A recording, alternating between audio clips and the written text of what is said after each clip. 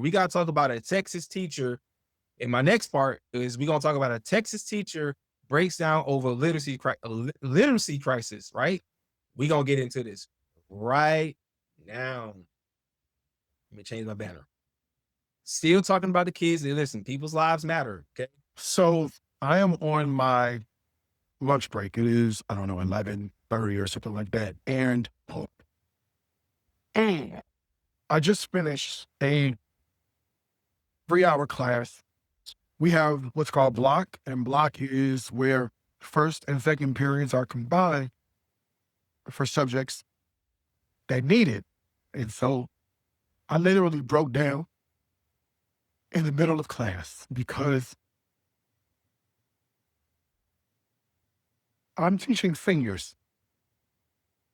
These kids are leaving high school and going to college, hopefully, after they finish. We had 2 paragraphs to read, 1 sentence complete to write. I gave them the sentence stems. I basically created the sentence for them in the mind.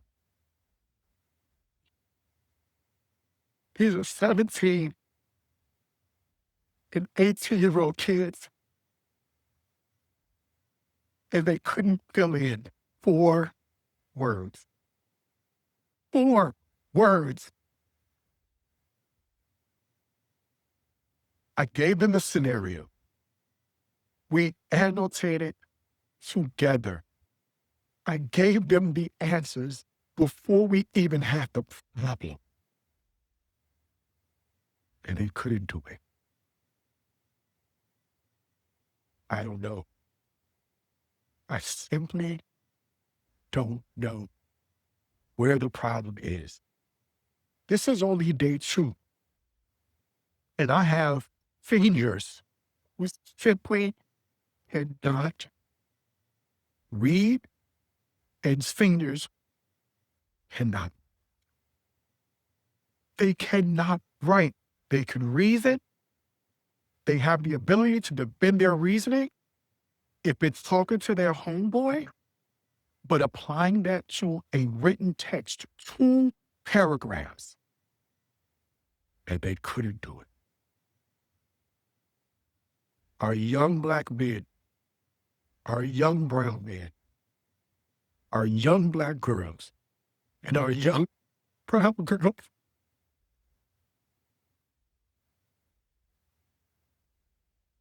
Oh, God.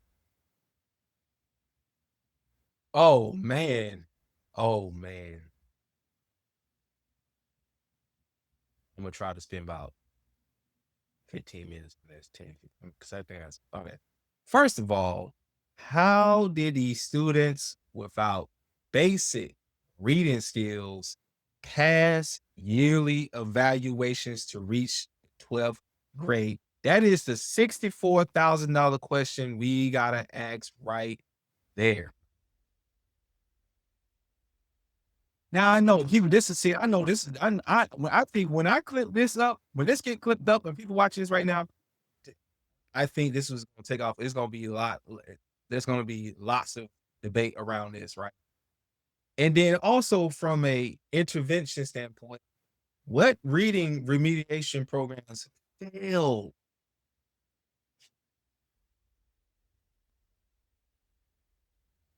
and why they wasn't corrected early? Now, mm, I'm going to talk about. I'm going to speak about me, right? Into in this to this regards, right? Because most people who watching this, I see, out of high school, they're in my age bracket, a little older, or whatnot. Some of y'all probably in the education field, probably retired out the education field. I graduated high school in 2000. Now I had took a long time ago. I did summer school. Summer school.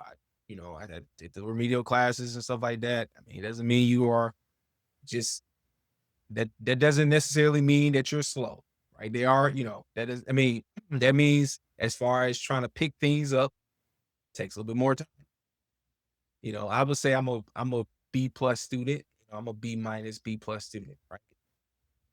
And I used to be one of those students that um when we used to be in like when it's English or they call it US literature, American lit, or British lit, get a little nervous about reading, like reading out loud. Now, I I'm not the best reader. Now I mean I probably do if I slow my speech, if I slow down because I know I can speak a little fast. I know I can talk fast, right? Because sometimes, this is working a little bit faster than this. So, but I think I'm a pretty decent reader. I try to read like my word. I try to read different books, and their words said, "Hey, listen, I don't understand it. I don't get the context of it. I look it up, right?" This is one thing I know when we was in school, we used to, amongst the students, we'd be like, well, how does this going like they be talking about math and reading and science and all this. Like, how is going to apply? I'm sorry, make sure I'm probably saying it wrong. How is this going to apply to everyday life? You don't stop reading. You don't stop doing math, right? Reading does not stop. It does not stop. And I got better at reading. I think when I read the questions out or I read articles and stuff like that, I sometimes I'm more so because it's just more I sometimes think about my audience. They may not want to when I'm reading out an article, whatnot, I know they can read, but a lot of times people, I can read line by line, but also I try to like summarize it. So I try to make sure that I try to read with some authority, try to put some character. Cause I think I can talk with my hands. I'm a communicator with my hands. So I try to speak with my hands and try to point and try to reference, right? Because if I'm reading something, you know, I'm trying to identify the main points. I'm trying to find out what are the main points to this, right? But anyway, reading is is one of the most important things. Reading and math. Science, not so. Now, unless you're going to be an engineer, unless you're going to be a rocket scientist, unless you're going to be a brain surgeon, unless you're going to get into, I mean, the basis of like, I think like if you're going to like, as far as if you're going to be a mechanic, I mean, understanding the different oil pressures, tire pressures, or transmission fluids and carburetor or the engines and stuff like that. I mean, I'm not or if you're going to go hell, if you're gonna go in the Air Force, you're gonna go in the Air Force. So that I'm not saying like science is like it's not important. It is, but it just depends on what are you going into, right? Now, for basic everyday life, to do your budget, to do your taxes, to count your count your dollars, whatnot, or if you at work, you work inventory control, or those things will matter because you also got to read, but you also gotta know, you also gotta like input functions, right? And for my man's here, the teacher here, he even gave them the answers to it, and they still got it wrong. That is bad. Do you know where that starts at? That starts at home.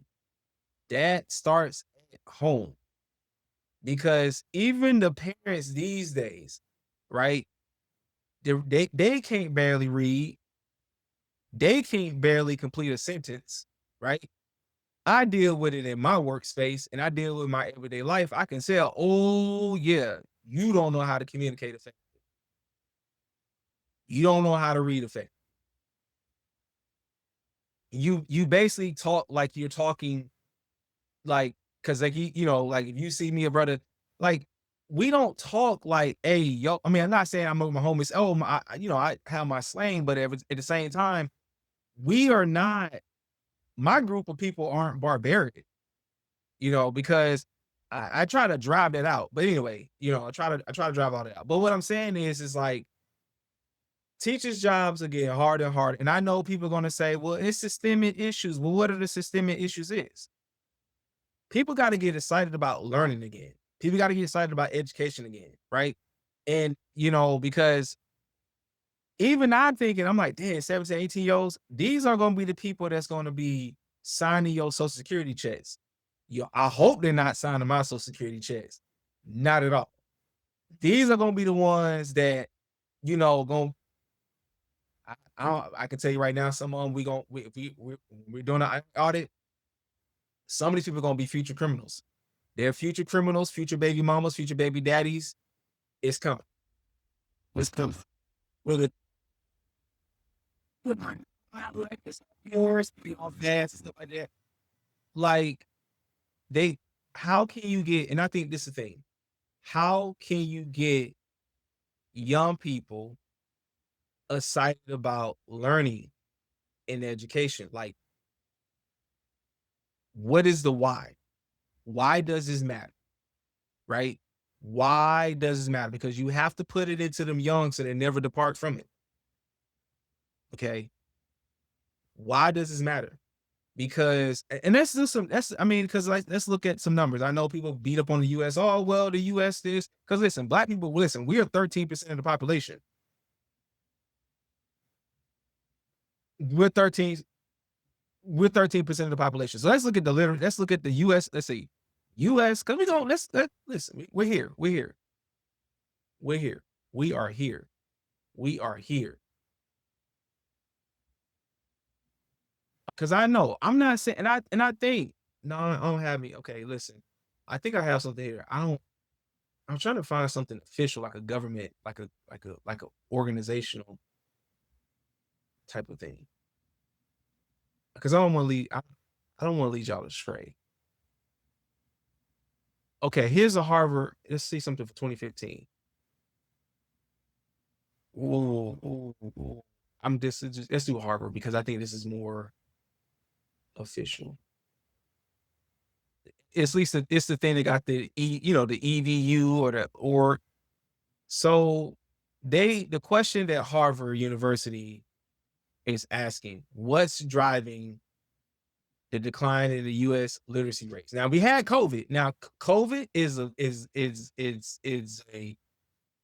was that, but also we probably had this problem before COVID. COVID just amplified more. It just I think that it it exposes the weak spots. It exposes the things that we try to like push away. So this is what this article said. It's also said. So this was last year. So it says the average reading scores for high school seniors released by a national report card fell to their lowest levels since 1992. It was the first time that 12th grader, because I remember I read on my grade level. I remember they gave us a little test, whatever, and all that, and I was reading on the 11th grade, 12th grade level.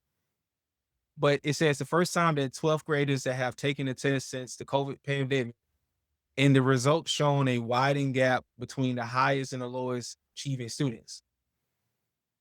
While it may be tempting to chalk up the decline in reading skills of COVID, learning loss, the scores continue to slide that predates the pandemic, which also, before I even put my eyes on this article, according to Martin West, academic dean, professor of education, Harvard Graduate School of Education. He says that American students' literacy skills peaked in roughly the middle of the last decade. It has fallen significantly since that time. Think about that. This article was in 2025. This was last year. Now we are kind of like in the middle of the 2026s, the 2020s, right? He's saying that this was like 2015. He said the peak. That's what he's saying. He's saying that it peaked roughly in the middle of the last decade. And that's bad because we are in the middle of this decade as well. We're getting to what point we're in the middle of this decade. Now, I don't want to read too much into it because it's a podcast, but I'm trying to see if I can get y'all the cliff notes here. I know you guys are smart, okay? But I don't want to, hold you with this because I want to finish back my point. So I think a question was, what could be driving that trend? He asked. He says, I don't think we have a smoking gun evident that the rising of screen-based childhood is a direct contributor to literacy trends that we're seeing, but I'm willing to put it very high on my list of potential suspects. I'm with you on that, professor. There's another professor, his name was Phil Captain, an assistant professor in reading and research at the Harvard Graduate School of Education. He cautioned against oversimplified diagnosis. I think there's something seductive about being to the point to one solution to a large problem, or pointing to one solution to this large problem. Somebody else says, they said with literacy levels dropping amongst adults too, because it's not just it's you gotta understand those 17, 18-year olds will become you and I, right? And a lot of people don't have that hunger, they don't have that desire to like keep learning, keep reading, right? Because I know sometimes I'm picking books, I'm like, oh my God, man, I want to pick a book at 100 pages. But sometimes like I some books are a little like I read like right now I'm reading let me show you a book I'm reading. Look at that. Show y'all. And this is a workplace book. I'm reading this book. I'm reading Managing Narcissists, Blamers, Dramatics, and More. Research for scripts, managing difficult personalities at work. A little something for y'all, right? I might link that book in the description tab for this. But anyway, he says they're saying the issue challenge the issue, it says, I'm sorry, amongst literacy levels dropping amongst adults too. Mason issue a challenge to teachers and parents. We're telling our students reading is important. You need to be literate. Be, and but we need to also model that. Or we do, it says, but we do we he says, but when we do, we actually model that. But when do we actually model that? Sorry.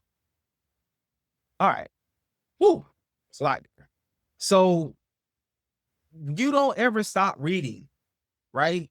You don't stop reading. You got to keep learning. You got to keep growing. You got to keep going because that also that's your wealth building tool, right? That's part of one of your wealth building tools, right?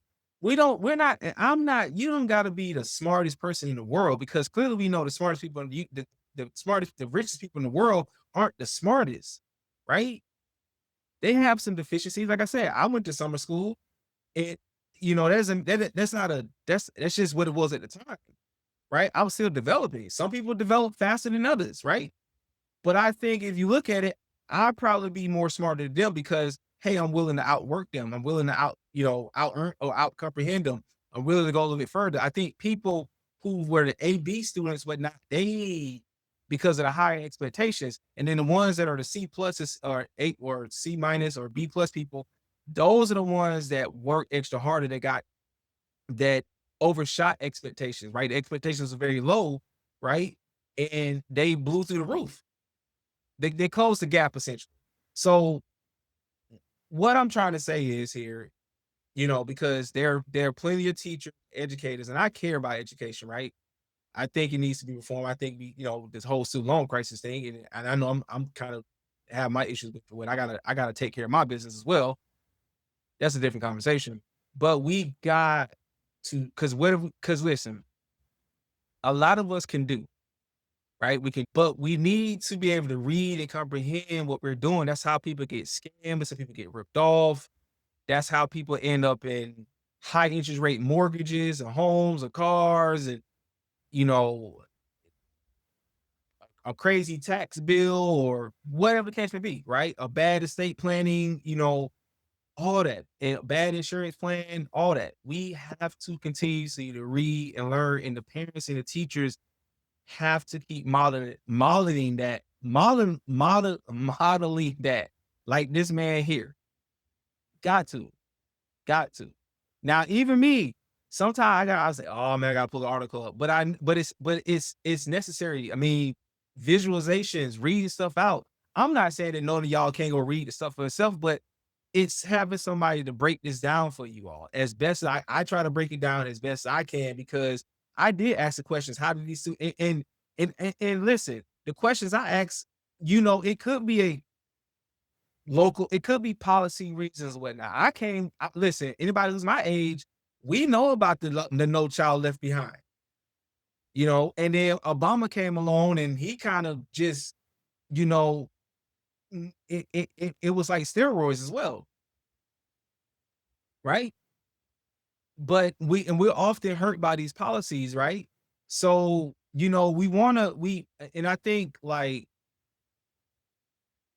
I don't think you have to have I don't think this is just a government issue. I think this is a home issue, parents issue, community issue.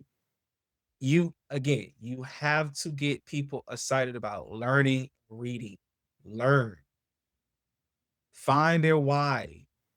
Like everybody can't be we teach in the community in the black community, it's like, okay, you either gotta dribble a ball or you gotta throw a football. But understand there's life outside of the NBA. There's life outside of the NFL, right? Listen, we watch it. We listen. We all grew up on, and I think about sports. We all like Stephen A. Smith, for example. Stephen A. Smith. You read his book. Stephen A. Smith had a learning disability, and look at Stephen A. applied himself. He worked hard. I know whatever regardless how you feel about him. My man put in work. He's out here kicking ass and taking names like a straight shooter. I mean, I know we pick on like Shaquille O'Neal. He read, oh no, it's just and the Jaws are terrible, whatever. No, they're not. They, again, these guys aren't they ain't the sharpest tool in the shed, right?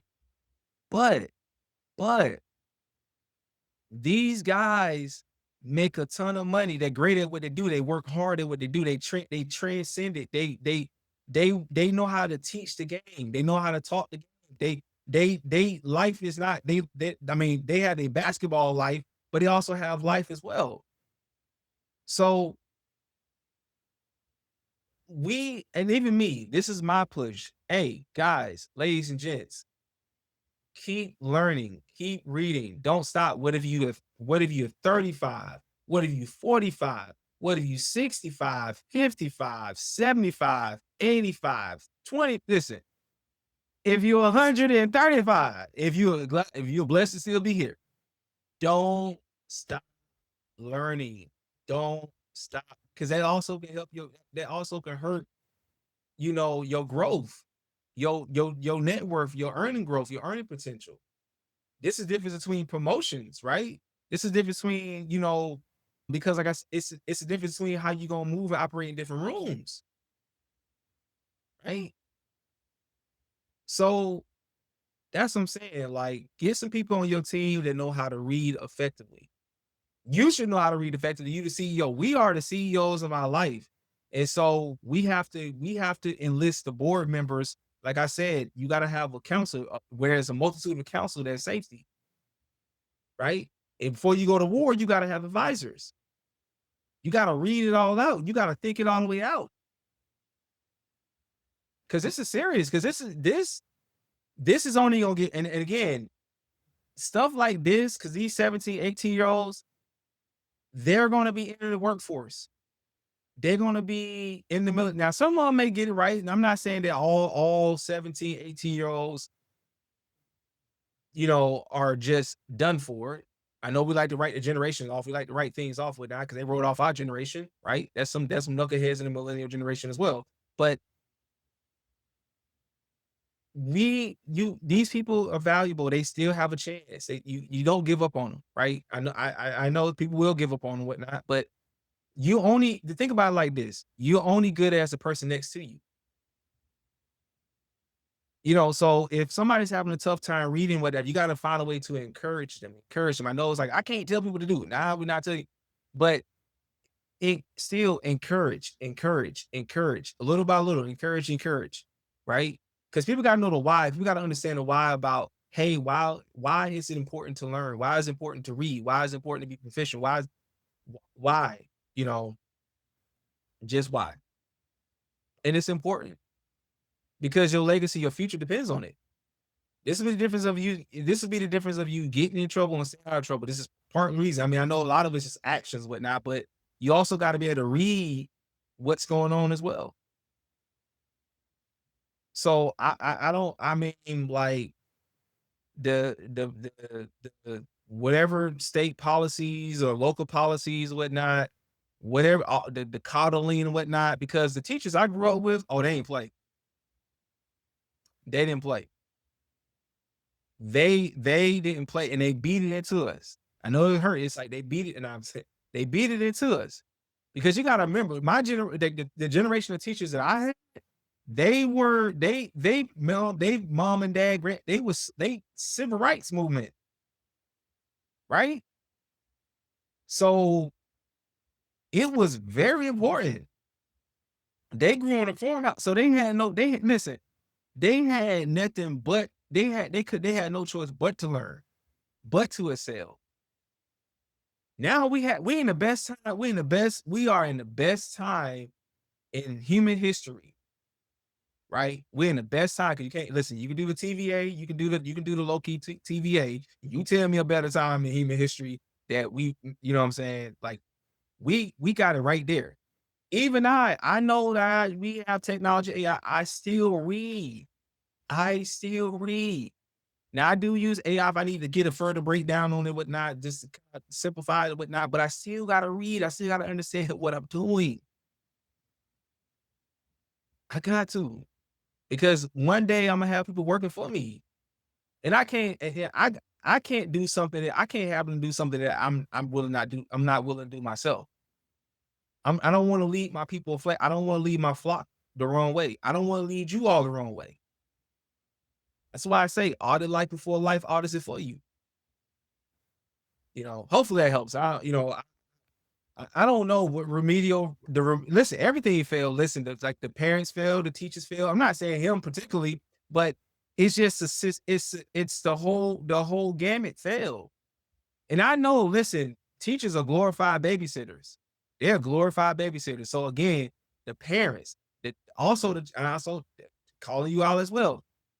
Listen, put down the Xbox. Stop trying to be your listen. What y'all need to stop trying to do, stop trying to smoke with your kids, stop trying to be their best friends, right? And be their fucking parents. Excuse my language, but look at your face. Be their parents. You are a parent for the rest of their life. Be their parent. Stop trying to be your kid's best friend. Stop. Stop that shit, please. And this is a byproduct. My man is breaking down and telling this is a byproduct of that. Like, not him just saying, like, you all you play Xbox and wanna no, you need to be teaching your kids life skills. So again, the man, listen, leaving the heritage, we know, listen, put it into them so they never y'all Ephesians, there's listen, it's there. Pick up your book, pick up the book, right? It's there. God didn't want us to be poor. Okay. He didn't want us to be poor. Stop being poor. You don't have to play basketball. You don't have to play football. You can be a scientist. You can work on aircraft carriers or jet. You can serve our military. We listen, there's still a chance. There's still hope because there's people like him and there's people like me that care, that give a damn about you and your kids, even if I never met them. Because I care. I have a righteous indignation. He has a righteous indignation because again, it angers him. He's not gonna stop. Even if he wants to give up, he's not going to stop. He's serving the people. He's a servant leader. He's serving the community. Like all the teachers, all the educators. Shout out to all y'all. My former educators, even my former educators. Shout out to them.